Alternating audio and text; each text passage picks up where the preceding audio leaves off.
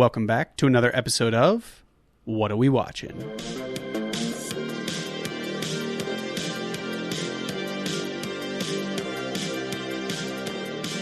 Before we dive into the episode, just wanted to thank all our new listeners for joining us. If you're enjoying the show, please make sure you subscribe, leave us some feedback on wherever you listen to podcasts, give us a like and all that good stuff.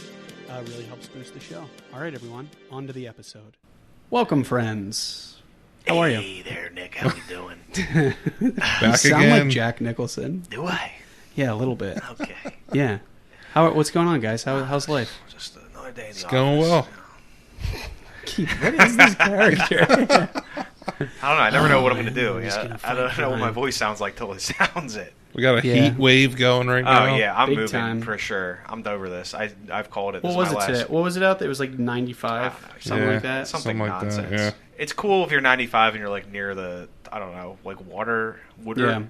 But it's 95 and you're just walking on pavement. Yeah. You and you're like, feel oh, your cool. soul's like It's just sealing to hotter. the ground. You're like, yeah, cool. Your body feels like it's 100 pounds heavier than it is. Like, Yeah. You're just This is dripping so sweat. cool. You're like, yeah, this is cool. This is like exciting. Yep. You're just like finding the next air-conditioned spot. Whether Just it's a stand store. there in like a Macy's. Yeah, like a anywhere. Mania. It doesn't matter. You get Feels great in here, by the way. Yeah, well, you know. You slip your nips in At anything. our studio.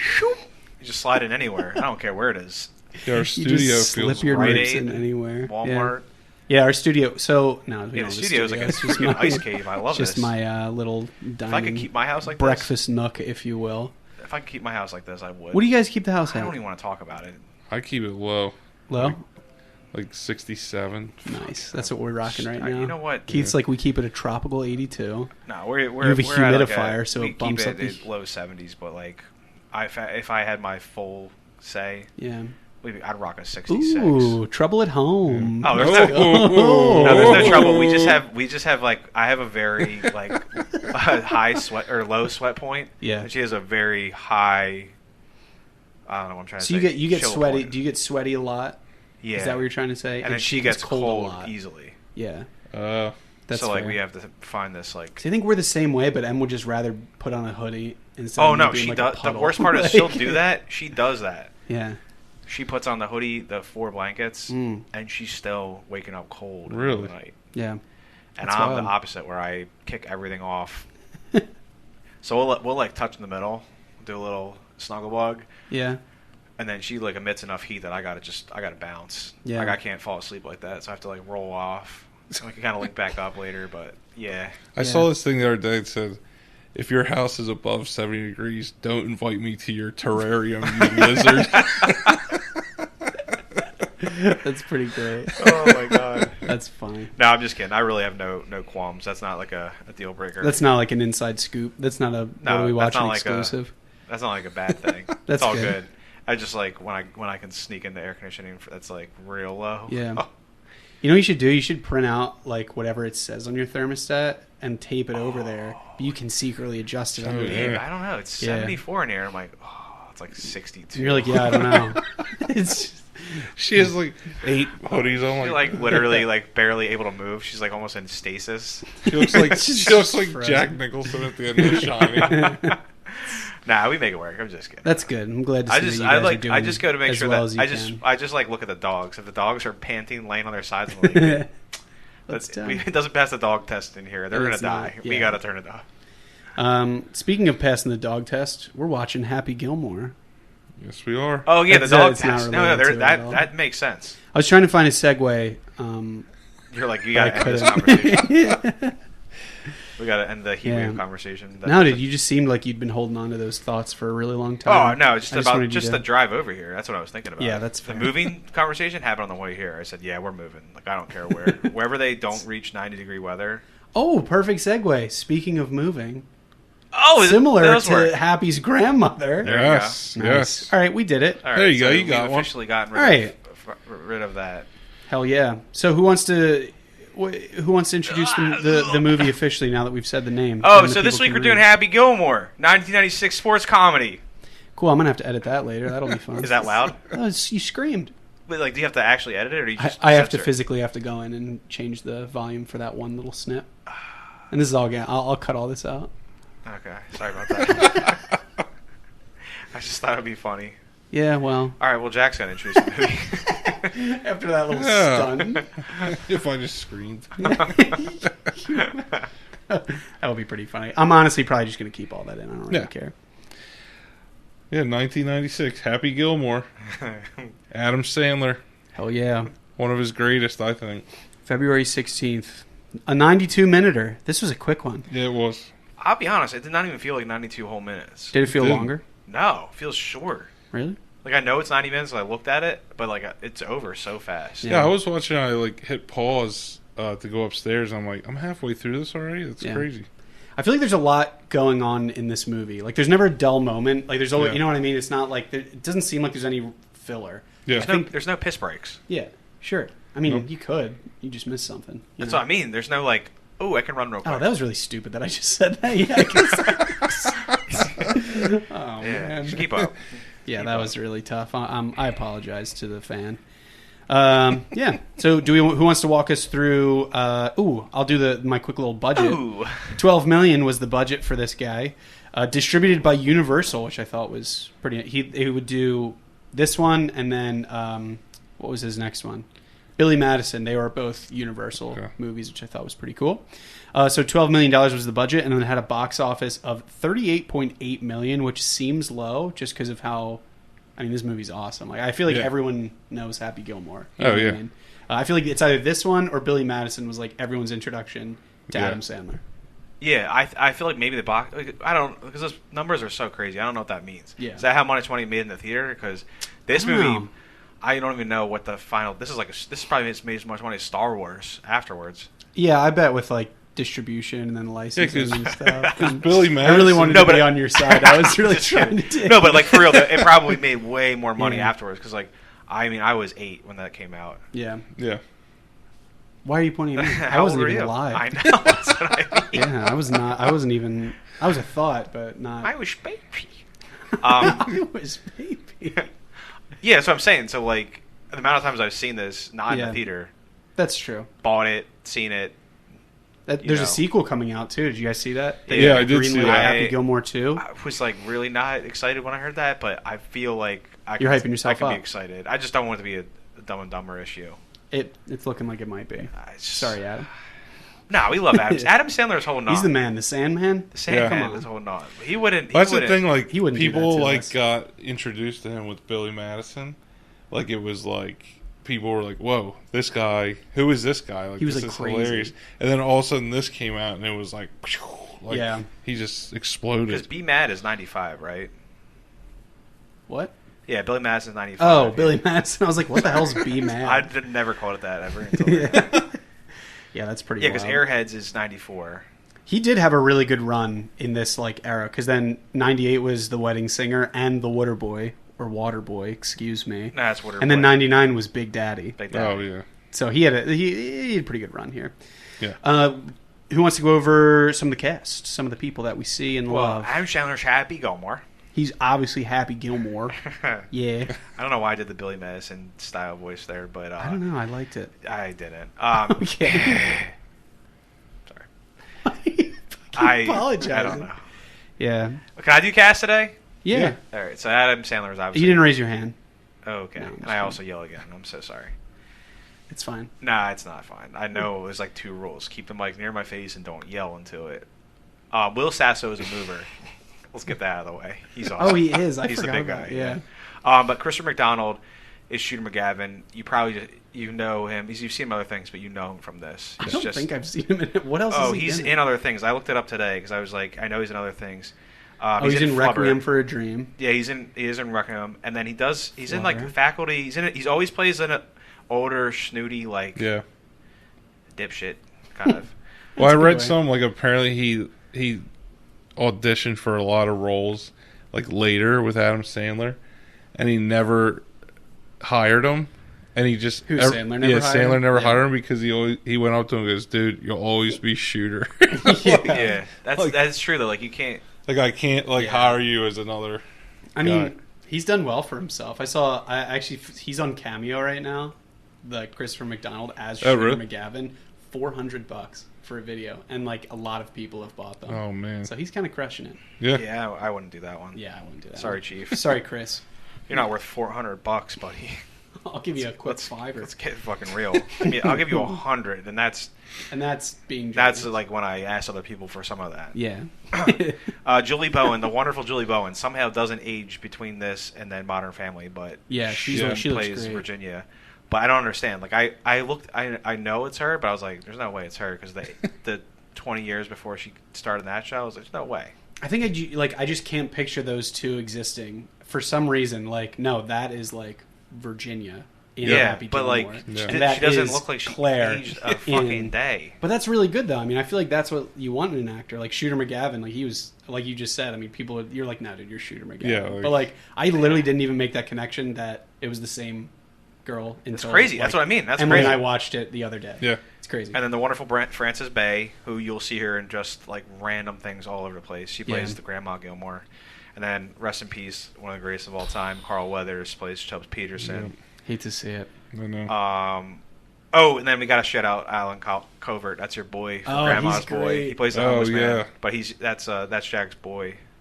Yeah, he plays Happy's caddy, who in a deleted scene you find out his name is Otto. Yeah, but that was gonna be my name. What? That was gonna be my name for the name. Keith. Yeah, they were gonna name me Otto. Really? Parents. Yeah. Where did they make the get jump? These names? I don't know. I have a baby stool that says Big O on it. Big O?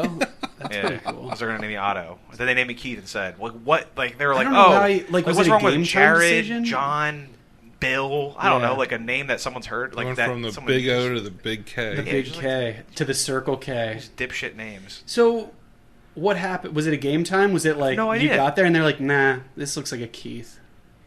I don't know. I have no idea. My dad good thing we got your parents here in the wings waiting for. Come on out now. Like, yeah, we named them that. How shocked would you be if they came out of my basement door right now? That'd be kind of cool. Yeah, that would have been cool. My dad's a man. My mom's also cool. Shout out to Keith's mom. They're all cool. My stepmom's cool. Everybody's cool. They're cool. Kevin Nealon, with the craziest butt cut of all time, plays Gary Potter. I love it. Dude, that haircut he's rocking in this is awesome. Not that his haircut ever gets better than anything else, but I think it's just his haircut. Dude, it's insane. That is a crisp line. That scene's great when he comes up. Yeah. There's like one more. Oh, obviously Bob Barker. I want to throw him out there. I think. Oh, and Ben Stiller. Why did he do this movie? I mean, I'm so glad he did. As Hal? What the hell was he like? What was he? Did he overshoot like on a Rent or like what happened? Well, I read that Sandler originally asked Rob Schneider to do it, that scene or that role, character. and Rob Schneider actually declined it and said instead of using your friends, why don't you use like a real actor? Damn. Dude, it's good that he did that because Rob Schneider, you can never take him seriously. He's great. I love him, but how are you going to think he's giving you 4 more hours of arts and crafts? You'd be like, okay, Mr. Schneider. I think Ben... Yeah, we'll get right to it. Oh, do we have to? He's like, you better get to it. He's like, you better get to it. You're so cute when you're angry. Yeah. That's wild. I wanted to shout out Richard Kiel. Who plays Mr. Larson, the boss, Jaws. a.k.a. Jaws, from which I thought was pretty cool. But there was also a couple people that like played themselves in this movie. So Lee Trevino, he was like an actual like golfer, big time golfer. Which I just thought was funny. He does like the Grizzly Adams line. Grizzly Adams did have a beard. Bob Barker plays himself. Vern Lindquist, he is actually a retired American sportscaster, and he reported for CBS. He shows up as one of the golf reporters on the tour. Mark Lyle is he's just another professional golfer that shows up in the movie. David Kane, he's another reporter. I think he plays with opposite the other reporter, but they're actually like real reporters. I just think that is funny. I just think that's like pretty fun. So just one thing about Mark Lyle, the PGA guy, he actually was hired as a script consultant, and 2 of his ideas made the film. Mm-hmm. One was he told. Well, I'll wait on this actually because we didn't talk about it yet. So okay, yeah. We'll wait. Keep you on your edge of your seat. I was going to say, but then it's like something that comes at the end. So gotcha. I'll just wait and then I'll say it at the end. Sold. Sorry about that. Back to your regularly scheduled thing. So I actually also made a mistake. David Kane, he was just an actor. He did not play himself. Okay. I misspoke on that. I misread my lines. So yeah, we're all kind of killing it right now. You only get one of those. You only get one of those. I only get one. So did you guys have any production kind of notes for this one? I saw that they did bring in a lot of actual golfers to make this as authentic as possible. Keith, did you have something? Well, I kind of want to just save it for when it happens, just in case you haven't seen this movie yet. Okay. Wow, it's all mystery today. This is great. Oh my god. We don't want to reveal I was going to say much. the plot, but I wanted to I'm not going to get to it yet. I had one funny thing, and then I think maybe one more funny thing. Okay. Yeah. It just makes sense if I drop it when we talk about it. It's nothing even crazy. That's fine. Okay. This movie is based Oh wait, can we just say this though? Kevin Costner was actually asked to be Shooter McGavin, but did Tin Cup instead. I mean, he traded one golf for movie a real for another. But Tin Cup is a great movie, I will say. That movie's very good. I was going to say a real golf movie, but it's not really. I'm not saying this isn't a real golf movie. It just feels a little more. This is based on a true story. That's what I was going to get to. Oh, then why don't you just leave with that? That's way cooler than what I said. You're laying the field with mystery today. I love it. Keith's like, I have some really cool information. I do have a lot of fake facts too. So I just did that too. I'm like, no, never mind. You're like, never mind. So this movie was based on apparently. Stay tuned to find out. Sponsored by This movie was based. The idea for this movie was based on apparently a friend of Adam Sandler's.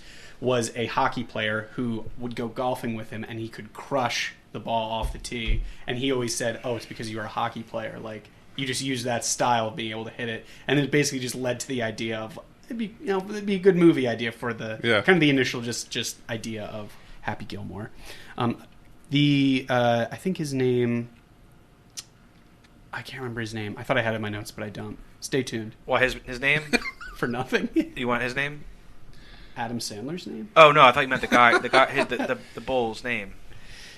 Sure. His friend. Is that what you're saying? Yeah, Kyle McDonough. Okay, yeah, that's his buddy's name. See, I got your back. Yeah, dude. Hell yeah, brother. All right. No, I'm always there for you. Oh, that's sweet. I just wanted to let that moment linger. Well, no. Do you have more? I didn't know if you had more on that. I was just giving you the name. I was giving you the name so you could keep going. I was just letting the space breathe. Oh, okay. Oh yeah, we got to do that more. We really do. But that was all I had. Anybody else? You guys got anything? We can dive into the plot. Director actually plays the commissioner of the Dennis Dugan. Oh, he plays Doug. He plays Doug. Yeah, he's pretty good in that. That's the director. He directed. Yeah, he directed this. He also, dude, his filmography is crazy. He does remind you of like a golf commissioner. Yeah, like that's the perfect job for that guy. He's like, He's like, whoa, did you see this? Like I think we've all seen almost all of his movies. I guarantee it.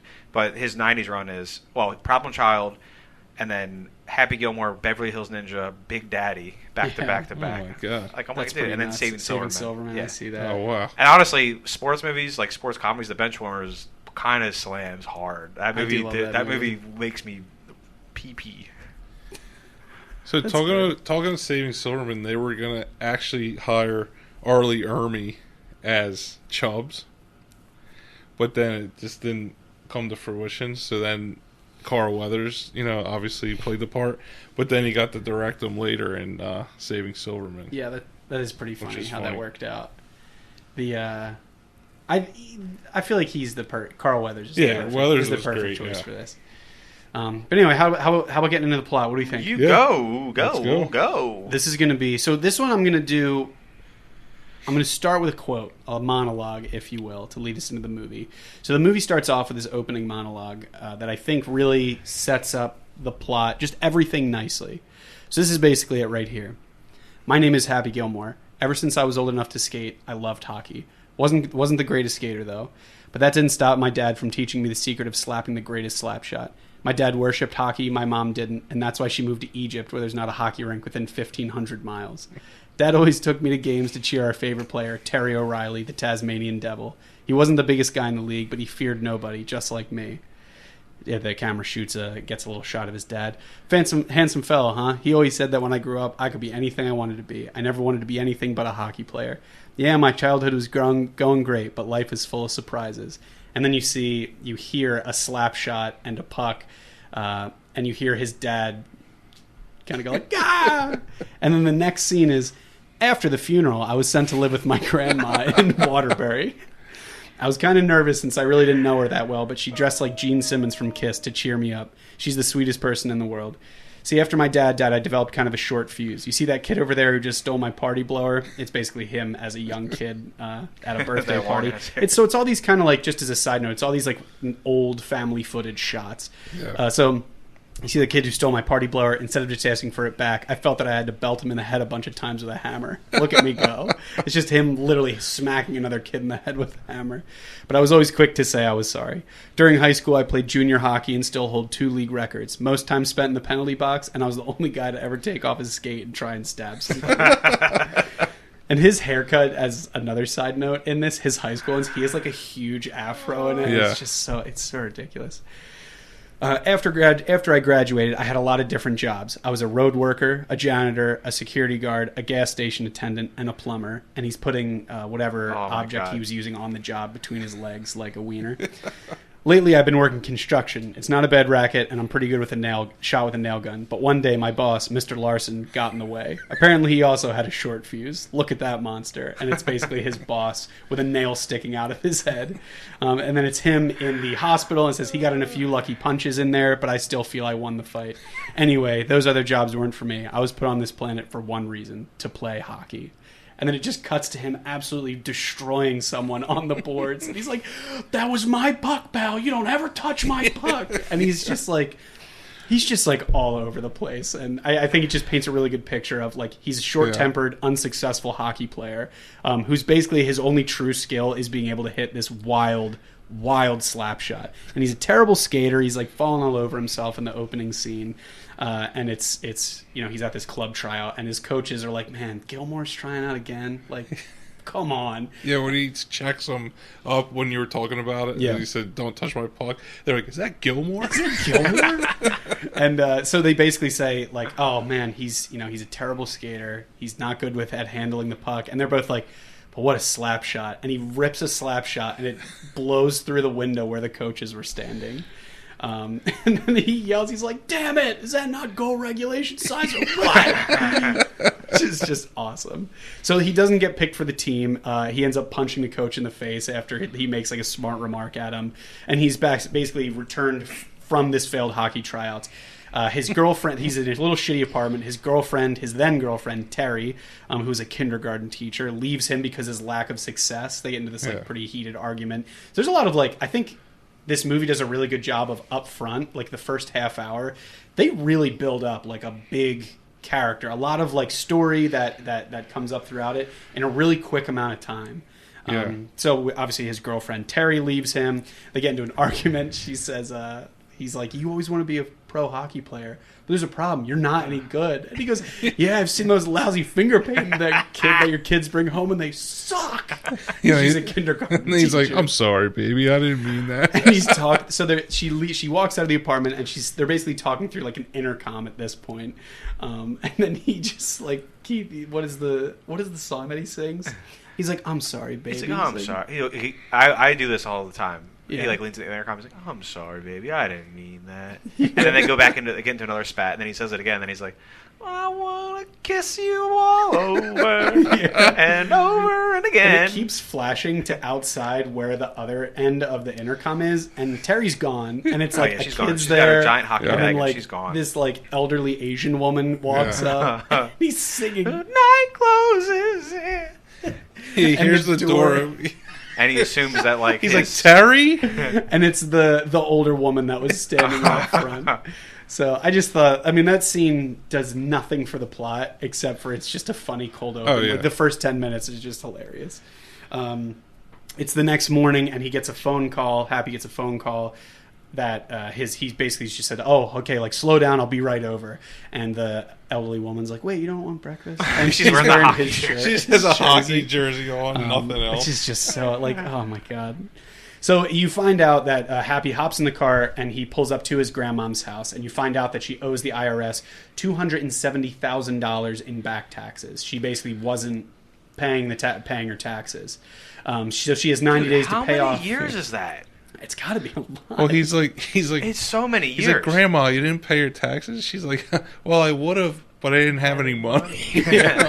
Which I love how they just gloss over that. They're like, oh yeah, she didn't have money. But she's old. And then, so do you want to say that? I forget what he says. He's like, you can't take her stuff. They say he has 90 days to pay off the debt, or they have to foreclose on her house. And Happy goes, but you can't just take her house. Look at her. She's old. Like, she's just too old. And she's like, yeah, I mean, I'm not the guy's like, he goes, well, at least we still have the house. Yeah. And he's like, well, I think you're going to be mad now. Yeah, he's like, now you're going to hate me. Yeah, and he goes, you hate me? And there's all of a sudden he gets blasted out the window. Yeah. And he just gets up and goes, he hates me. He hates me. It's such a good movie.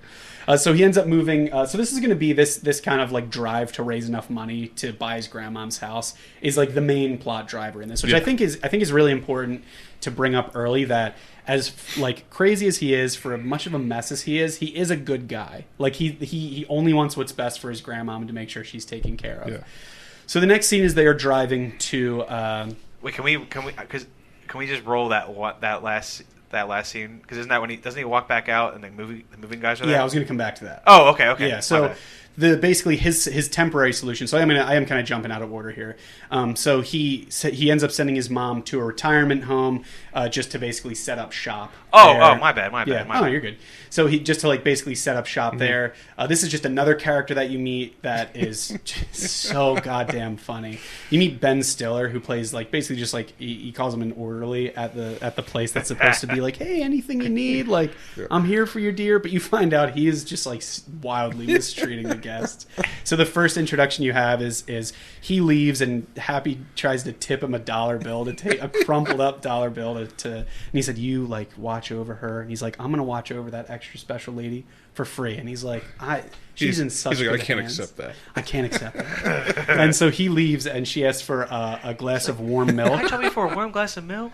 I'll trouble you for a warm glass of shut the hell up. He's like, oh dear. Like, you'll go to sleep or I'll put you to sleep. Check out the name tag, Grandma. You're in my house now. I've used that line before. What? You will go to sleep or I'll put you to sleep. Yeah. It's a really good line, honestly. So then back to the scene that Keith was talking about a little earlier. So now I think like this part of the movie, Grandma's kind of like out of the picture for the time being. So back at the grandmom's house, after they find out that she owes taxes, she's going to have to get moved. Two movers are repossessing basically his grandmom's furniture, and they're out on the front lawn playing golf. And they basically say, he's like, hey, like get your shit, like do your job. Like if you're going to take her shit, like do your job and get it together. He's like, do your job. I want to watch the hockey game. I want to watch the hockey game. And they basically are playing golf with his grandpop's clubs. And he said, think of this as a way to enjoy your grandparents' belongings for a couple more minutes, which is just like such a tool move. So they basically challenge him. They say like, oh, we'll get back to work if you can hit a ball further than ours. After Happy like makes fun of the one guy. Sasso hits it like he's like, 6 whoa. feet, maybe. Yeah, barely, if that. He's like, whoa, you really got a hold of that one. Yeah. And he's like, you hit a ball past my ball, and we'll go back to work so you can watch your precious hockey game. And so he ends up he gets up to the ball in a slow motion, incredible scene. He does his iconic Happy Gilmore, like, I call it the Happy Gilmore half step. The Happy Gilmore half step. Winds up and smacks the ball, and it flies. What you would find out to be is over 400 yards away, is what the movers say. And it breaks a window all the way down in a house. And they're like, holy shit. Like, do that again, like double or nothing. Like beginner's luck. He's like, $50 says, or $40 says you can't do it again. So he does it again, and he ends up hitting the guy on the front step of the same house. Yeah, he comes out to check on it. He gets smoked by a ball. He's like, they're like, gonna pay for that. Oh my god, you just hit that guy. He's like, he shouldn't have been standing there. And then there's one more time. Yeah. He's like, double or nothing. Smacks it again. It hits the guy's significant other, who's leaning out the window, and she rolls off the roof and falls onto the lawn. To where they're all like, oh shit, maybe we should actually just go inside. So he ends up winning. $40 in total from the movers. And so he has like $269,960 left. Okay. They should have a counter for this movie. That was like ching every time he gets money. The best little side thing is when the guy goes double or nothing, and Will Sasso's face is like, he's like looking at him like, I wouldn't do that. He's like, he just crushed 2 balls. Yeah, like, he's just demolished that one. This is also the only way I can drive golf balls now. Yeah, I've seen it. It's I very started impressive. it as a joke last time. I was driving like I'd say 1 out of 4 or 5 solid just driving like stance up, and then I started doing this, and then I could not hit the ball again standing. I'd have to do this little wind up, but I would. It's very effective. Crush, like it would just crush every time. Yeah. I'm not paying attention, and I could crush it. I just focus on that ball, and that's it. And that's it for him. Similar to Happy Gilmore. And Keith's on the tour now. Yeah, Keith's on the pro tour. Oh, dude, I can't go off. So basically sparks an idea for Happy to use this talent to try and basically just hustle some money, try and scrape together. So the next scene is he is at the driving range, and he's announcing like trying out, see if you can outdrive. What he says, the incredible ball whacker guy or something like that.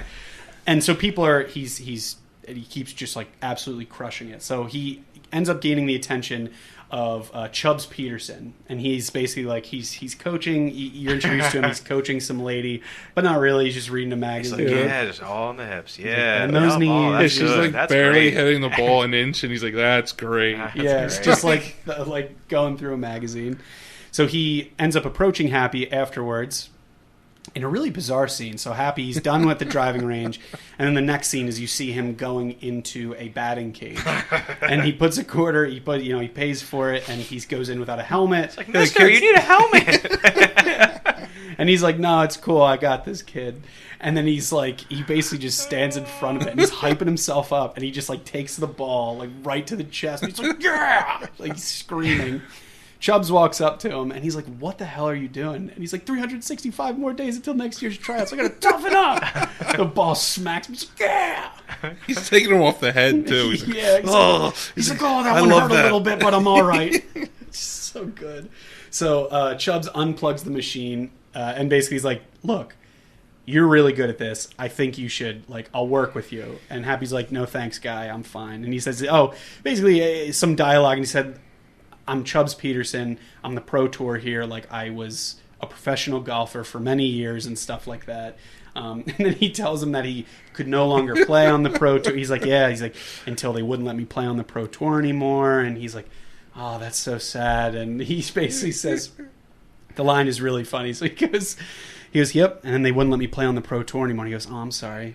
Is it because you're black?" And he goes, "No, an alligator bit my hand off." And he's like, "Oh my God." Bit my hand off. Which I think I don't know why Happy just instantly jumps to that, but Chubbs' face, he's like, why would that be the problem? He's got a wooden hand. He's got a wooden hand with digits that are anywhere from 9 to 12 inches long. Yeah, so describe how they got that hand there, one of you guys. Dude. How would you, how is the hand placed? The length? I don't understand. That hand is like... It is huge. The hand is bigger than Troy Aikman's hands. It's a huge hand. Well, it's very obvious that he's just has his arm in his sleeve holding the prosthetic. Yeah, his right arm is clearly a foot longer than his left arm. And he's telling him, he's like, "But I grabbed his eyeball and took a souvenir of my own. He took my hand, I took his eyeball." And he has a little jar with the eye in it. Yeah, he's like, "It's pretty sick, Chubbs." It's pretty sick, Chubbs. Then he gets his hand off. He's just messing around doing slap shots, knocks his hand off into the street. He's like, and so he's standing there with his full arm with the sleeve over it. And I was like, that's the first time I ever really noticed that. It's insane when you actually notice it. He didn't even he could have just done this. Not one, yeah. He could have just done this. He's like, "Don't worry about it. That's solid wood. Yeah, nothing's going to happen." Real sturdy. 18-wheeler comes by and smashes it. So he's basically, this scene is Chubbs is following him to his car, trying to convince him, and Happy pulls out a hockey stick, because he's just like, I'll hear your pitch, but I don't really give a shit what you're. So he's playing around with the hockey stick, and he's just cheesing around a little bit. And he basically asks him, "Hey, I'll work with you. This could be really great." And he's like, "No, I gotta make some moves fast." Basically. Yeah.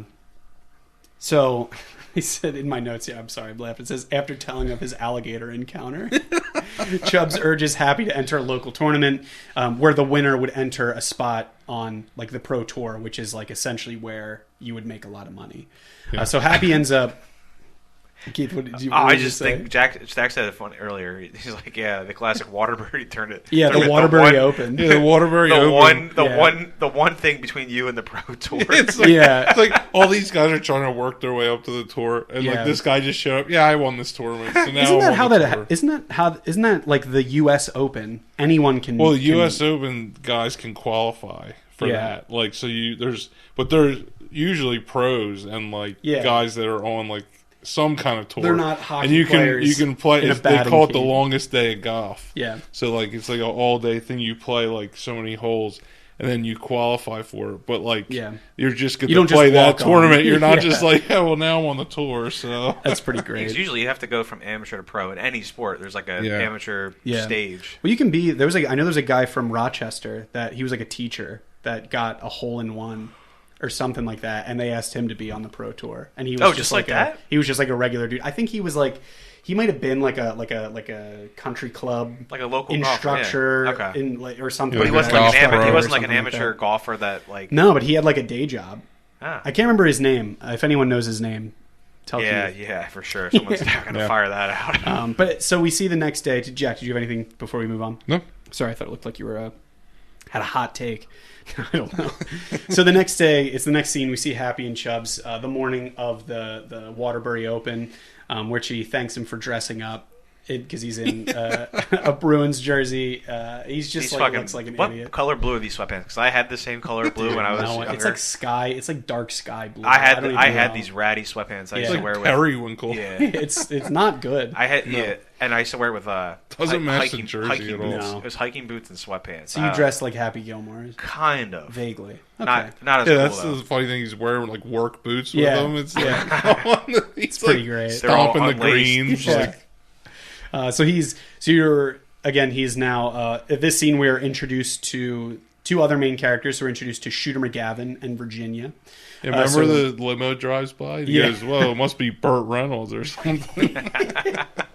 And you find out that it's Shooter McGavin. He basically gets out. Chubbs is kind of filling him in on who these people are. So Shooter McGavin is like, basically he's on the pro tour and he's kind of like people think he's going to win the pro. He's basically like he's up next for winning the pro tour. He's like on a 5 tournament win streak or something. Yeah. Like he's so cocky too, like not humble at all. I love it. And then Virginia, who is she's like the director of communications or publications or something like that for the tour. So director of public relations for the tour. So she's basically like make sure everything's going smoothly and stuff. Do you remember what Shooter says when he's talking?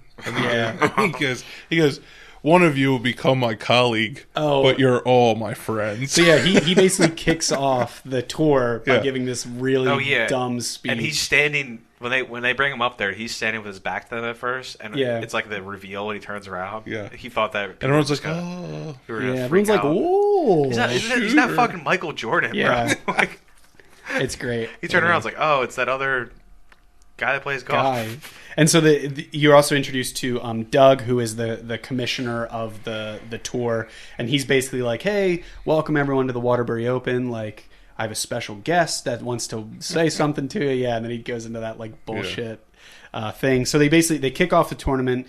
So just as a kind of preface to this, that Shooter announces that the winner of the Open is going to join the Pro Tour, and this is where the real money is going to be made. So this is ultimately Happy's goal. This is earlier on, Chubbs and him are talking, and he says, like, "I thought you were primed to make the big bucks, like with your talent."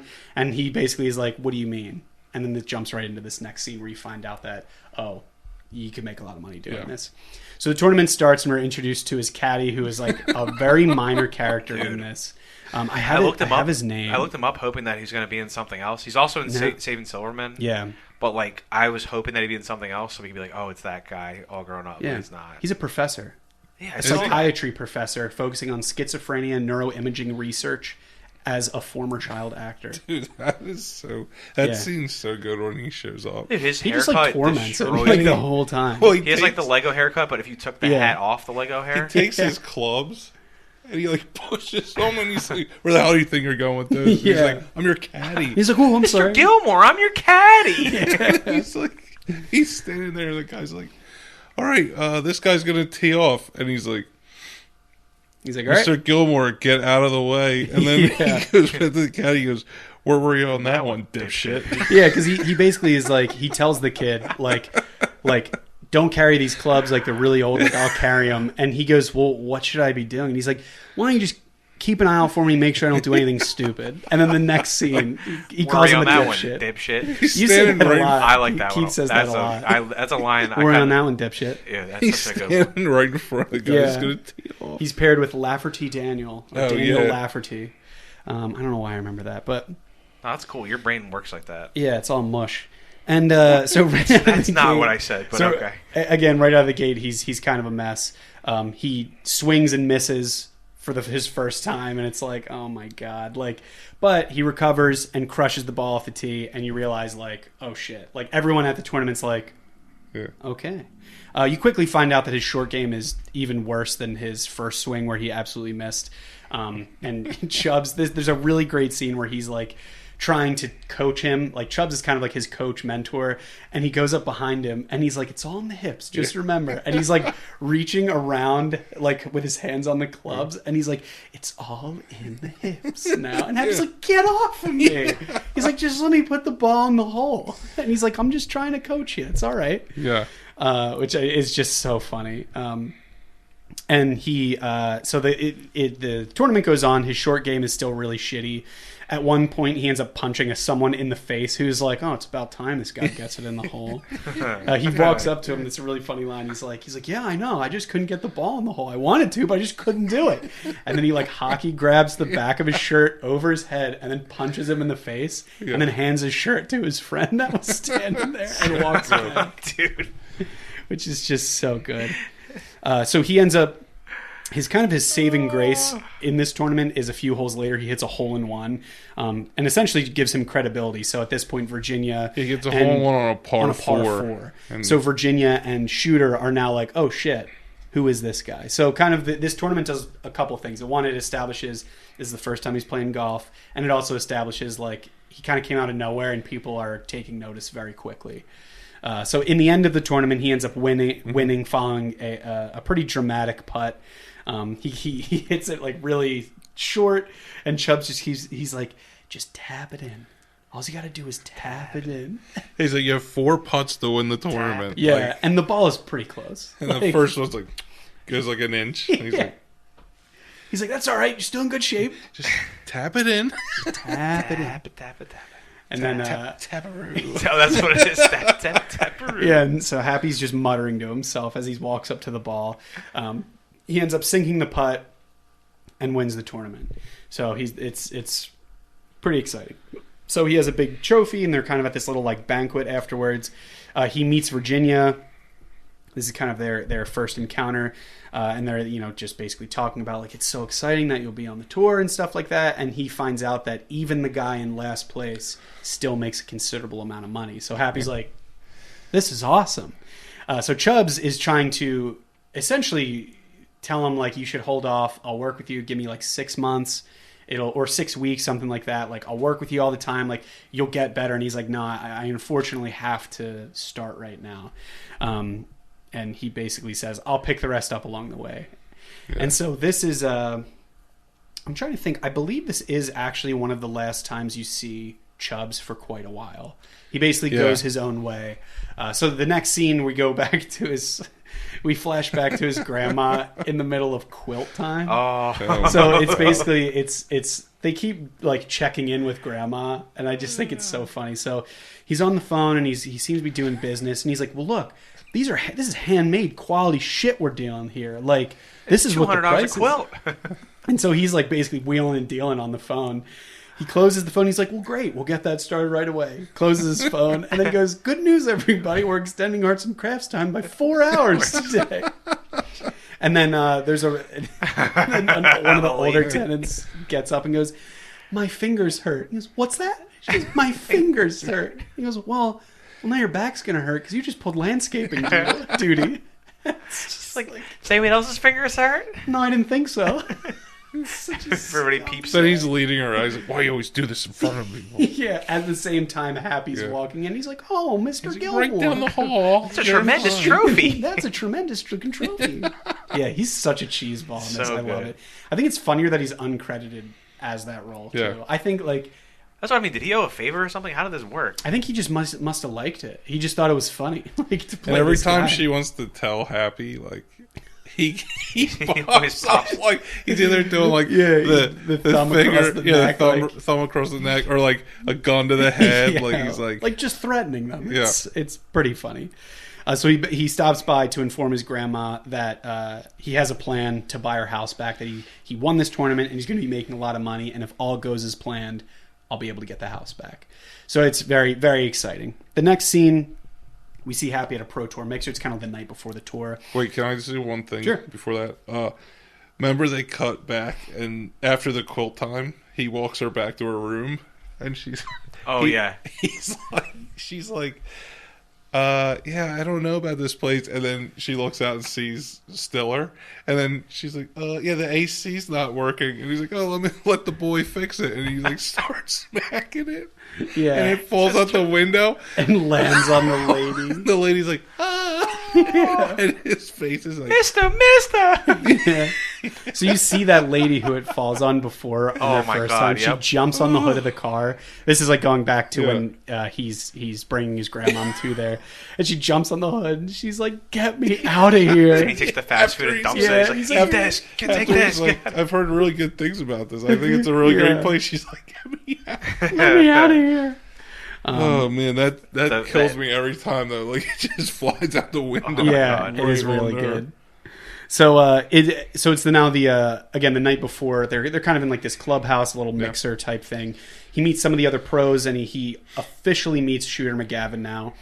They're basically talking about like, oh, hey, these are all really nice gold jackets and stuff like that. And Shooter says like, yep, I guess it's about my time to get it. And he basically finds out that, oh, this gold jacket is like if you win the tour, you get to have this. It's similar to like the real life green jacket of like actually winning the golf tournament. You win the Masters, you get the green jacket. Yeah. So he ends up Happy's just super excited to be there. He's being really nice, and they're basically like, hey, if you're not doing anything later, dress nice and meet us on the 9th green at 9. It's a little secret of the pros. So he gets out there, and the sprinklers turn on as soon as it hits 9 o'clock. Happy, make sure you wear something nice. He's like, all right. He's got the I forget what it's a metal shirt, but I forget what it is. Oh, I can't remember. But everyone's wearing the everyone's jackets. Wearing like nice clothes. Oh yeah, and then Shooter's there, and he's the only one without the gold jacket. Yeah, and he's like, oh, where's your jacket? Yeah, that's the best one. He's like, where's your jacket? Yeah, and they're like, this guy's funny. Yeah. So now Happy Gilmore is like on the green, soaking wet. He's walking back to the club where he bumps into Virginia. Again, where she's basically like just out there. I don't know why. They end up having like just some small talk about Happy joining the tour.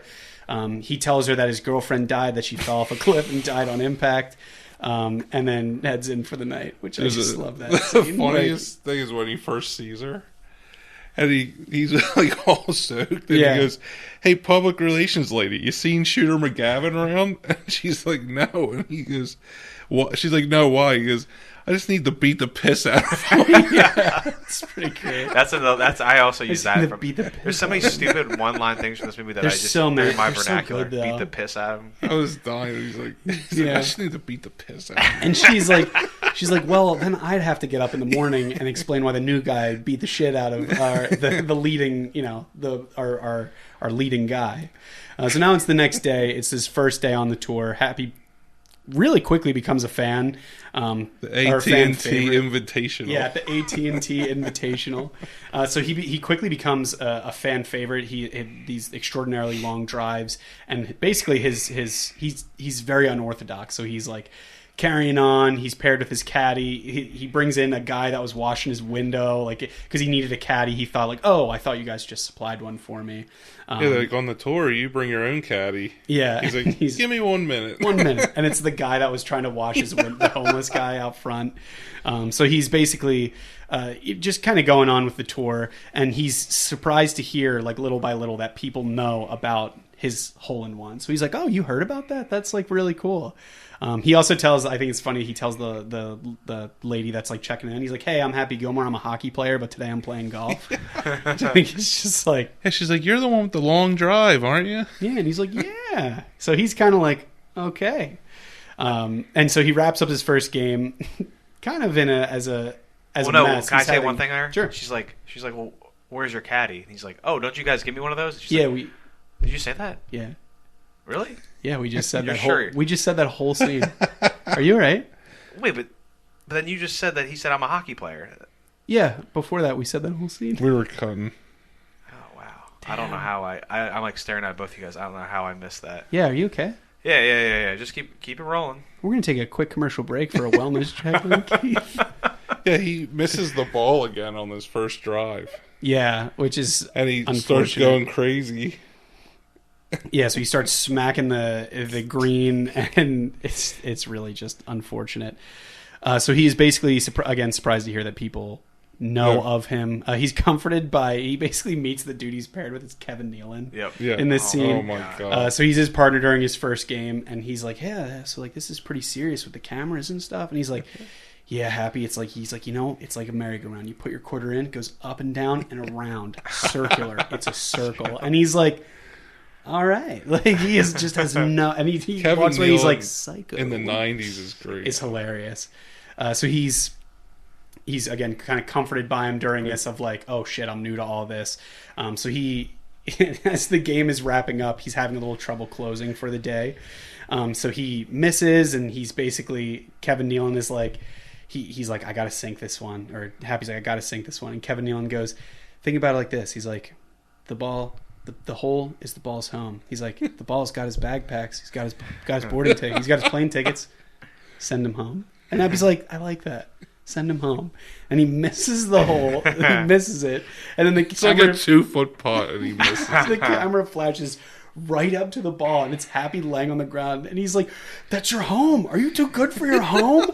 Answer me. And then he stands up and yells, suck my white ass ball.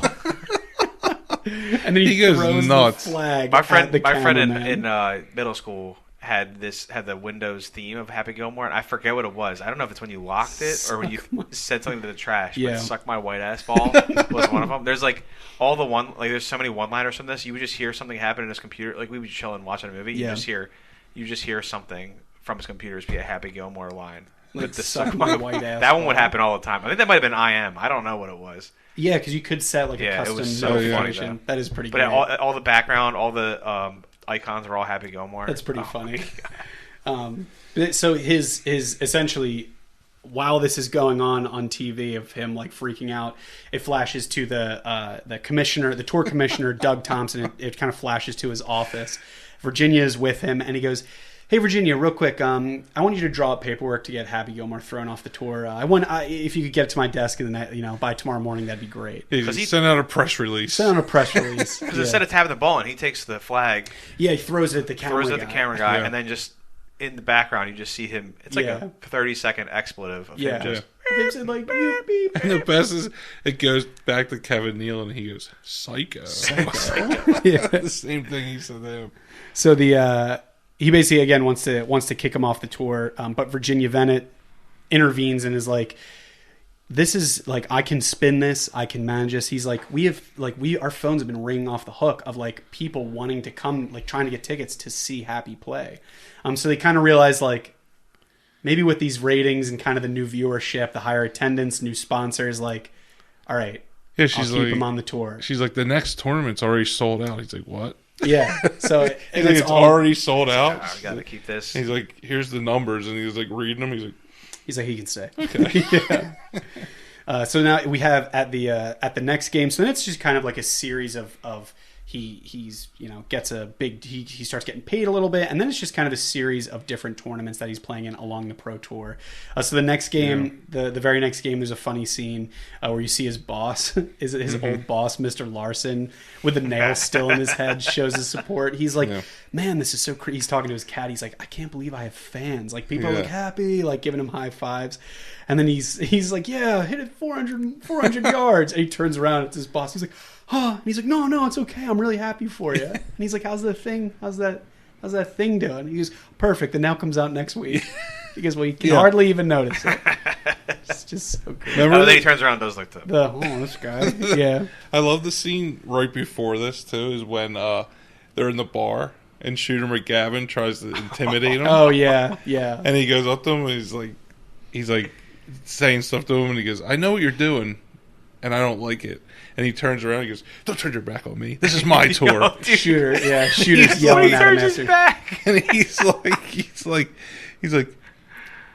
"Oh, I just wanted to make money. Now I have a new this is reason." He's like, "I have a new reason. I just want to kick your ass." He's like, "Bring it right now." And he like breaks the bottle. Yeah. He's like, "I meant on the golf course." And he's like, "Oh." And then Virginia walks up right as that's happening. Yeah. She's like, "What's happening here?" He's like, "I'm just looking for the other half of this bottle."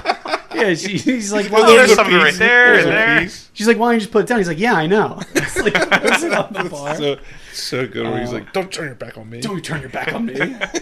Yeah, and then he refers to himself as Shooter for like a lot. And then next thing he's like, Shooter's paid his dues, and now it's Shooter's turn. And you're like, all right, this guy sucks. So then they're on to the Cleveland Classic. The Cleveland Classic, and that is where we saw his boss, Mr. Larson. Yeah. So it's just like, I think it's you can see for the first time he's trying to play it cool. He's trying to listen to Virginia, and so he's basically the next one. There's a guy with like a beer bong, and he's like, he goes to take it, and then Virginia's looking at him, and he's like, all right, maybe I shouldn't do this. And so he's trying to keep his act together. So he's having the time of his life, and then separately we have another scene where Shooter is kind of getting like pretty mad. Like he's teeing off, and some dude hits like a beach ball onto it, and he's like, "This is golf." He's like, "I'm trying to putt." Dude, when he gets the beach ball caught on his club, it destroys me. It's spinning around. Tough. I like when the boss bends his club. Yeah, and he goes, "You forgot your 9-iron, Shooter." So at that same game, he goes, "You think you're gonna hear?" Mr. Larson, Happy's boss with the nail in his head, goes, "So Shooter, you think you're gonna make the green from here?" And he goes, "That's impossible." And he goes, "Well, Mr. Gilmore achieved that no more than an hour ago." He turns around and goes, "Well, good for Happy Gilmore." Oh my god, because he's a huge guy in real life. Yeah. He is what's his name? I can't remember his name. The dude who plays his boss. Oh, Richard Kiel. Yeah, Richard Kiel. He's 7'2". Yeah, he's so big. He's a big guy. Yeah. Did he seem that big in James Bond? Yeah. Yeah. I just feel like he's big, but I feel like he looks so much bigger. He was in 2 Bond movies. Yeah, The Spy Who Loved Me and Moonraker. He played a great. I know he was like a great grill in it. henchman. He's really big in that movie, but I feel like in this movie he's literally like he's like leaning on the 2 guys, like he's towering over them. But so then I read that he had to lean on people because he lost like his balance, like he didn't have good balance. Didn't he get in some kind of car accident something or like that? So he had to like lean on. That's why he was always like right next to 2 guys. Like, I kind of like that though. It's fun. It seems like he's like right. Just like that so makes the last big, scene even more unbelievable. It really does. It really does.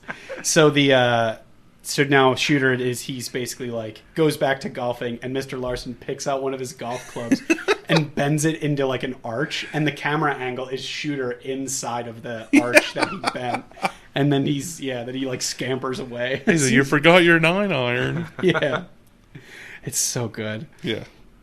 So now there is again. So Shooter is he's just getting like just so pissed. Like he's really not having a good time. No. So the next couple games go by. Happy's doing all right. He's kind of like lower the pack. He's getting some money. But then I'm basically skipping over a decent amount of these games. But one in particular, which I don't know if you had the name of it, where he encounters the alligator. Yeah. What was the name of that? Dallas Open. The Dallas Open. Yeah. So he's doing all right. Happy hits his ball, and an alligator just like chomps it. And he's like, "Oh man, like give me back my ball." He's like poking at it with a stick, and then the ball's sitting in the alligator's mouth, and the alligator's mouth is like open. Happy goes to reach for it, and the alligator like clamps his hand down, and he goes, "Wait, you've got one eye, Chubbs. You took his hand." And then the alligator, which is the first time they mentioned Chubbs since his earlier scene, the alligator scurries into the water, and Happy dives after it, gets the ball back, and then elbows it. And basically kills it, essentially, which is just like, what a... And then he's like, "I got my ball. I got my ball." And everyone's like, "Yeah!" on the side. It's just so funny. So jumping ahead a little bit more, in the next scene we see Shooter and Doug chatting about Happy, and it's kind of setting it up like Shooter's like, oh yeah, it's great, I just love what he's doing with the sport, and it's so much fun, all these different people. And then Doug's like, yeah, it seems like everyone's having a good time. And Shooter just goes, well, I'm not, Doug. He goes, I was over on the 18th. He's like, I was over on the 17th green. He's like, saw two hillbillies side of the green having sex. How am I supposed to chip with that going on next to me? It's just like, I love that. But he's basically like, Doug, you have to kick this guy off the tour. And he said, like, he hasn't done anything wrong. He's not breaking any rules. Like. And so Shooter, in his little devious mind, which I actually relate this scene to this scene in Billy Madison, where the guy goes, well, Billy, like, I guess I have to take this into my own hands. Like, it's a very similar scene where Shooter's like, all right, well, and he does a gotta get my hands dirty. Yeah. So he's basically like, Shooter's like, I have to take this into my own hands now. Mm-hmm. So this kind of jumps a little bit further into the future. It's basically Happy and Virginia chatting, and Happy basically asks her out on a date, and she's like, no, I'm sorry, I don't date. Or I think this actually might have been earlier on, but no, it is this scene where he's like, yeah, like, I'm sorry, I don't date golfers. And she goes, oh, well, that's good because I'm a hockey player. And he's like, look, I've been really good. I haven't acted up. Like, I've made your job really easy. Like, how about, come on, like, we'll just go do something. It'll be fun. She finally agrees. She's like, as friends. As friends. And he's like, obviously as friends. So they go ice skating, and it's really dark in there. And he goes, oh man, I guess like someone, lights getting kind of dark. It's a little scary. And she's like, did you plan this? And he goes, no, I didn't plan this. And then it flashes instantly to Endless Love by Lionel Richie. But it's like, my endless love, and like the romantic lights, and he just goes, he's like, two friends, or we're just she's like, I thought we were just going to be friends. And he goes, what, two friends can listen to Endless Love in the dark? I love that. So they have this little, it's very obviously set up as like this romantic date. So they skate around a little bit. There's this sequence where he's like, oh, if you make this goal, like he sets up a little hockey thing, like, like if you miss, you have to give me a kiss. So she makes it, but is like, oh, I actually didn't. I didn't see it go in. The best is when he comes in and he goes, hey, buddy, can we get some time? And he's like, for Happy Gilmore, anything. The Zamboni driver. And then, Keith, you love this scene as they're zooming out. Oh, yeah, as they're zooming out as they're skating and kissing. And then they're in the background, like kind of blurry, but you can still see them. And then the Zamboni driver is just singing, like lip syncing all the words. Yes. And it's like, it's kind of heartfelt for this movie. Yeah. He's just going to town, eyes closed, just singing all the words. And then they're in the background just pirouetting, spinning, and it's just like kissing. Such a weird scene. It's funny though. So now we kind of they had this really successful date. It's really nice. So the next scene, it's the next game anyway. It's the Pepsi Pro-Am. The Pepsi Pro-Am, where you find out that Happy is paired with Bob Barker. But separately, Shooter hires a heckler named Donald to basically taunt Happy. So they're playing, and that's his one line. Jackass. You're gonna miss this putt, jackass. So he's just like getting inside of his head the whole game. Happy's playing like absolute dog shit, and Bob Barker's getting like progressively more upset with the situation, and at one point he's like, I can't believe you're a professional golfer, you should be working at the snack bar, which is just wild. He's like, don't start with me, Bob, it's not the day. Start with me, Bob. So basically as a result of Donald's heckling, which he's also wearing a hat, like a really funny bucket hat, like his outfit is nuts. So he basically, because of all this heckling, playing bad, Bob Barker getting in his face, he basically just says, you know what, the line is, I think he's like, now you're going to get it, Bob, or something like that. He basically just slugs Bob Barker in the face. Oh. They get into this tussle, and it ends with Happy, or you think it ends with Happy headbutting Bob Barker, and he's with him saying, the price is wrong, bitch. The price is wrong, bitch. That was another sample on his computer. Yeah, that would just fire up in the middle of the night. The price is wrong, bitch. So, and then it ends with Bob Barker being unconscious, and he's laying over top of him. He ends up coming awake, chokes Happy, and he ends up beating the absolute shit out of Happy Gilmore. Yep. And he's like, have you had enough? Yeah, and he tries to get up. And he's like, now you've had enough. And kicks him in the face, which bitch. Bitch. Dude, but at one point he folds Happy. There's a lot of punches. The punches are really funny because he's just like, boom. I think he hits him with like 11 jabs in a row. Yeah, he hits him with the old one. But it's just like a very slow jab, like boom, boom, boom. It just. And it's like I think it's a POV jab too, right? At one point, it's so funny. And then, but he folds him. He literally body slams him so hard. It's such. It looks like he breaks his spine. Yeah. So when Bob Barker passed away, I do think it was really sweet. But Adam Sandler posted this clip of them fighting, great. And he said that like they were really kind of worried about Bob because he was like, he was a game show host. Like he was not. This wasn't what he normally did. And he said that they had so much fun filming with him because he was hilarious. He was like, oh yeah, I'll punch you. Like that's totally fine. So I just thought that was like he gave a really nice tribute to him, which I thought was sweet. And that's the one accolade this film got. This got MTV Movie Awards Best Fight of the Year. Really? That's pretty fun. That's what I wanted to bring up. It was like the first time they gave that award out, and it won. Which is hilarious. Yeah, that is really fun. And then also, I don't know if this is true or not. I read this. I hope it's true. Supposedly Chuck Norris is Bob Barker's neighbor and trained him in karate so he could actually do this. So he could look like I guess in the original script, Happy Gilmore wins the fight. Yeah. And he rewrote it so that Bob Barker would win the fight because he was training karate with Chuck Norris. Yeah, I mean, that's pretty funny. It would have been the same scene. I wish that was a fake fact, but I read that. Yeah, that comes up in the next scene about who wins the fight. So so in the next scene, they're basically meeting with Doug, and they're like, "Look, we are like as a result of your fighting, he's has a 1-month suspension, and he fines him $25,000. Him and Shooter McGavin are both there, and Shooter's like, kick him out, like why is Shooter in that meeting? I have it's no so idea. Funny.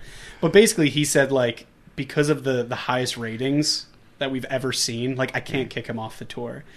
So Happy, they're both so Happy and Shooter are both upset, and they basically because Happy needs money and Shooter wants him off the tour. He's like, it took everything for me not to punch that guy in the face, the heckler, and then Shooter's like, oh, so you headbutt Bob Barker? And he's like, who won that fight, by the way? Who won that fight, by the way? Such a dick in this. I love it.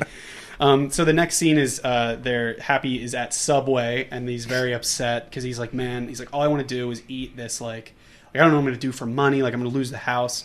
So actually, to back it up a little bit, Happy explains to Doug, like, hey, my grandmom's house is he basically describes his situation to him and is like, I need money because my grandmom's house goes up for auction in like a month. Like I can't not play. So flash to them at Subway, where Virginia has a great idea as he's describing a sandwich to basically get him an ad deal. Yep. And so it ends up going into a commercial where Happy is like, this delicious cold cut combo. I eat 3 every day just to stay strong. And it's like, and he basically with all of that money from the basically the Subway deal, they raise enough money to buy the house, which I think is really sweet. And you know it's 1996 because the bread looks real at Subway and the sandwich looks like a full sandwich. Yeah. So it ain't. It's not today. Not these times. Not today. He drives the sandwich into the guy's mouth. The guy's like, "Hey, Happy, can I have one of those?" Like, coming right up. That's so good. Let's talk about a hole-in-one. I would have loved if Subway actually aired that commercial. Oh my God. That would have been pretty. If like for a promotion around that would have been just free advertising, basically. I mean, it was because of the movie, but so they're the next scene is they're actually trying to buy the house. They're at the auction. They're unfortunately outbid, and you find out that Shooter McGavin was the one that bought the house. $375,000 to the man in the white jacket. In the white jacket, and it's Shooter. And he's like, hey, real estate has always been a passion of mine. And he's like, I'll do anything to get this house. And he said, like, fine, quit the tour. And he's like, fine, I'm done. And so Virginia's like, no, you're not going to do that. Like, how about if Happy beats you, then you'll get the house. And he's like, all right, that's fine. He's like, they bet on the tour championship, which is like coming up. Yeah, they're like, if I win, I get the house. Like that's so good. Like, and this is the line right here, the line that everyone knows. I eat pieces of shit like you for breakfast. Yeah, you eat pieces of shit for breakfast. Yeah, he's like, I can beat you no problem. I eat pieces of shit like you. No. In his little dumb white outfit. No. I love that.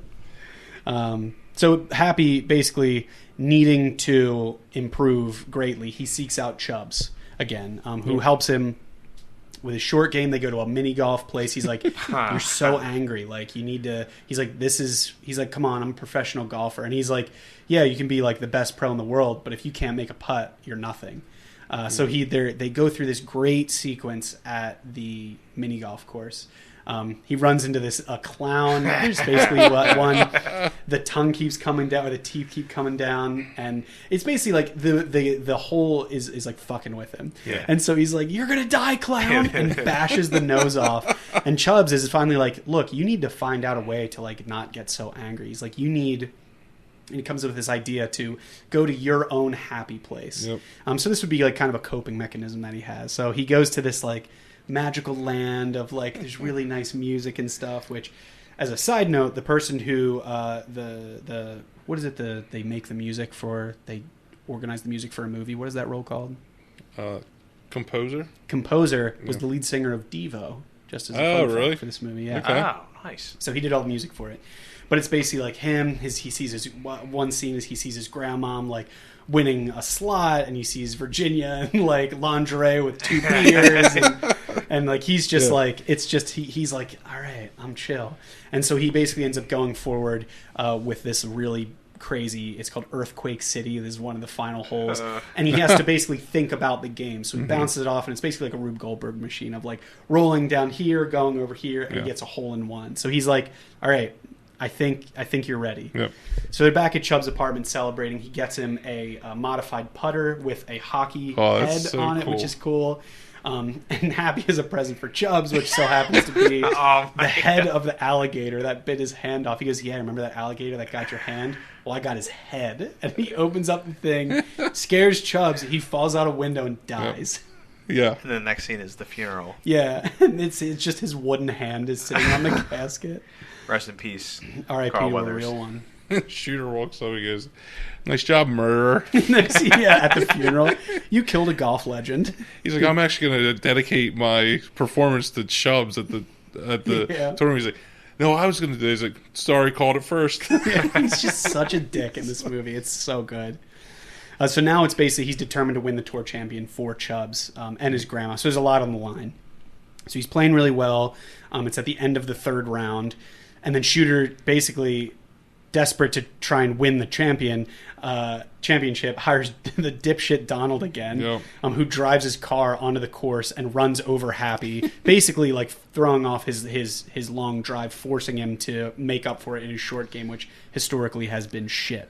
Dude, the way Virginia yells in this scene, she's like, Happy, look out, it's not real. Oh yeah, when he calls him the second time, because the first time he says, oh yeah. After Donald gets his money, he's like, "Can we go to Red Lobster or something?" And the second time, he's like, "Oh, Shooter, we're gonna go to Sizzler." He's like, "There's a Sizzler around here, my treat." And he like smacks the money. He's like, "I thought we were gonna be friends," and he's like, "Yeah, we are friends." Yeah, he's like, "All right, I'll be at the Red Lobster if you change your mind. God bless." Oh, this is business. So yeah, he runs him down. And then he ends up crashing his car into like a communication tower type thing. And then he comes out on fire, which is awesome. Which is great. And you hear him scamper off. You're like, jackass! Which is so great. So Shooter takes the lead eventually, but Happy is basically like encouraged by his grandmom, like rallies him. He ends up tying the game. On the 18th hole, the TV tower, it was the television tower, not a communication tower.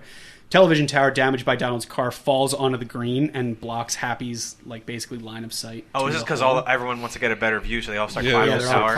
I think it's like Woodstock or something. They're all climbing the tower. So actually, I'm going to back it up to a couple scenes before. Shooter like hooks a ball out into the crowd, and it's on Mr. Larson's foot, and he goes, "Hey, Doug, can I get a drop? And like, can I basically get the ball moved to somewhere else?" And he goes, "Well, regulation says you have to play the ball as it lies," and so he ends up having to hit it off of his foot, which is just such a great scene. And then what does he say over? He's like, "Oh," because for some reason he counts it too, and he's like, "Oh, I see you can count it too," and he's like, "You can count on me waiting for you in the parking lot." Yeah, he's like, "Oh, great, you can count." So he's basically Shooter hooks the ball off, and he goes like, "That's 2 so far." He's that's what it was. He's counting his strokes. He said, "That's 2 so far," and he's like, "Oh, you can count." Such a great, and everyone's like, "Oh, jeez." It's so good. So Happy is now the television tower falls in his way, and he's like, "No, like Happy, we'll just have to wait until this gets cleared." And Shooter goes, no, I had to hit it off Frankenstein's fat foot. Okay? He's like, play it as it lies. Play it as it lies, which like would never happen.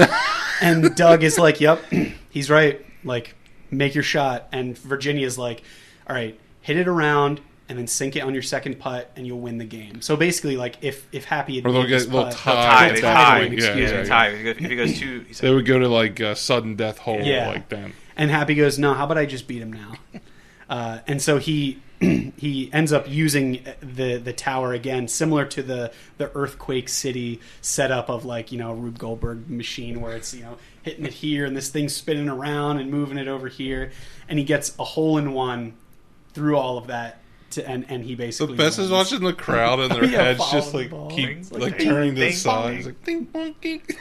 I love the one scene they're looking down and they all of a sudden look way up and you're like, what the hell happened there? Like, it goes to that pipe and it's like it's such a satisfying noise at the bottom. So then he ends up winning, which is great. So he's everyone's really, really excited for him. Doug is bringing out the gold jacket for him, and Shooter ends up trying to steal it in like this slow motion run. Yeah, and it's leading the charge is Mr. Larson. My jacket. And then it's Mr. Larson running, and I have to point out that this whole scene with Mr. Larson, he's wearing a orange shirt that says "Guns don't kill people, I do," or "I kill people." I kill people, yeah. And so he's running after him, like, and he ends up getting to him eventually, and you just hear, you don't see, but like the sounds of Shooter just being absolutely pummeled and like beaten, getting his shit kicked out. Yeah, Richard Kill's like, "Stay still," and he's like, "No." So at the end of it, so it's kind of the movie fades out a little bit. And Tuesday's Gone by Leonard Skinner, which is a song that is played at the beginning and kind of all throughout, comes back in, and you see Happy, his grandmom, his caddy, and Virginia celebrating at their grandmom's house. They're all in really nice clothes, and Happy looks up, and he sees Chubbs in like the sky, basically. Abraham Lincoln, the alligator, and Chubbs, and he's like, "Hey, nice jacket, Happy." And he like Happy has his gold jacket on. Yeah, it's so good. And that's basically like the end of the movie. So things that basically ended up working out for him. And they all go in the house, so they got it back. Yeah, he goes, "All right, let's go home," and they all walk in as like the main part of Tuesday's Gone starts playing. It's so good. That song is really good. It's so good. Oh, I love that song. That song and like the old school images of the beginning. It's just like it reminds me of Wonder Years a little bit. It's completely different, but it's like that old intro. It's such a familiar type of sequence. But I love this movie though. Did you guys have, so now that we're on the other side of it, do you guys have any other notes? Like, I just love it's so good. This might be one of my most watched movies ever, probably, just through time. Yeah. It's just funny because like I was probably 8 when it came out, so I didn't see it in theaters. Yeah. I don't know what I saw first. This, because Big Daddy came out in 99. That's the first one I probably saw when it came out. Yeah. Because I was like 11 maybe. Yeah. That makes sense. But this one I must have seen like right around that time, and then this was the one. This and Billy Madison. Like, do you pick this over Billy Madison?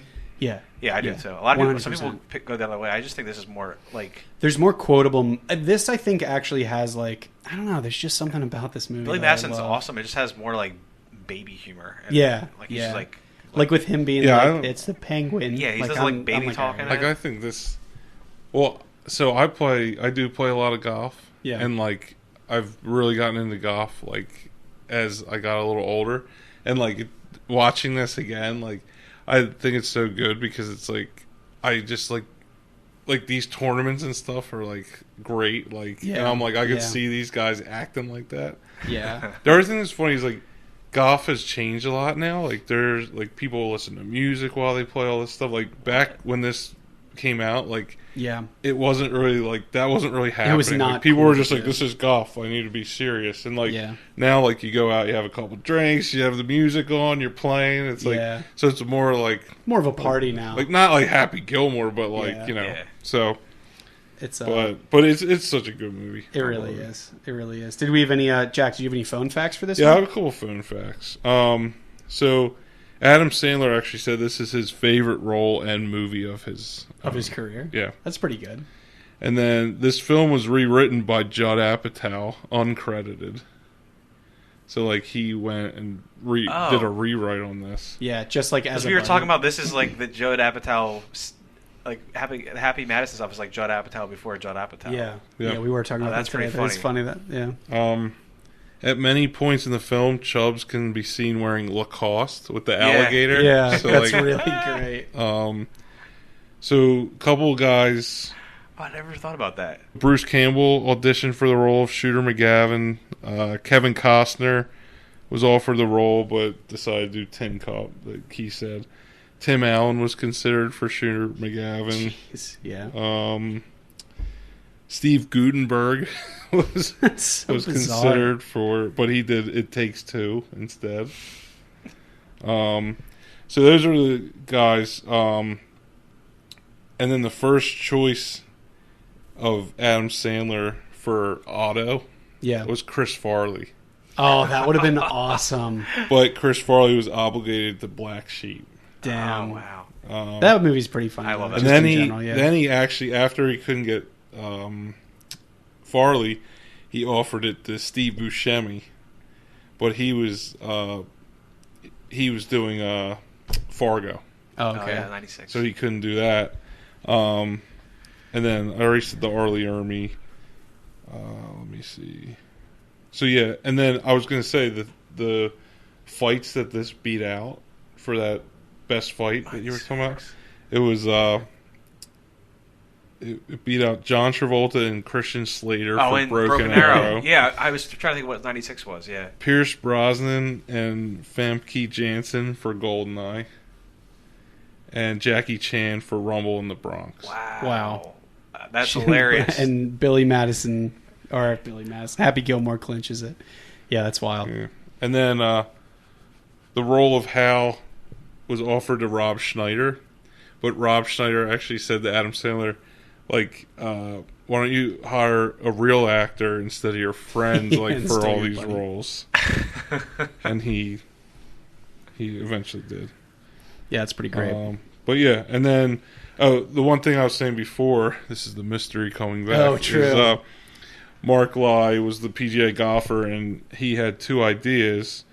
One is he told Dugan only have Happy Gilmore make one hole in one because it wouldn't be believable if he just kept making hole in ones. And then he also said Happy Gilmore had to have a significant weakness in his game that he needed to overcome to win the whole tour championship. So that's why they said, all right, well, he can't putt then. He can hit the ball like a mile, but he can't putt the ball. I mean, that makes sense. I then wouldn't get you're going to get it, clown. Yeah, which was cool. Like, that he just like had those two things in his mind, and they were like, actually, that's a good idea. Yeah, they're like, it does the job. But that's pretty much all the phone facts I had for that one. Incredible. So this is our second golf movie and our second Sandler. Yep. Wow. Oh, that's wild. First golf movie with me. Oh, yeah. That's true. Yeah, I guess we Jack, now I guess we got to do more because you're a golfer. That's wild. I didn't know we had our own Happy Gilmore on the team. That's wild. Yeah, I do hit it 400 yards. Yeah, not to brag or whatever. Yeah. Keith, do you have anything? Nah, I just love this movie. You want to bring us out with a quote? What's your favorite quote? Yeah, what do I want to say though? I don't know. I guess I'll just end on the iconic quote. I eat pieces of shit like you for breakfast. Until next time.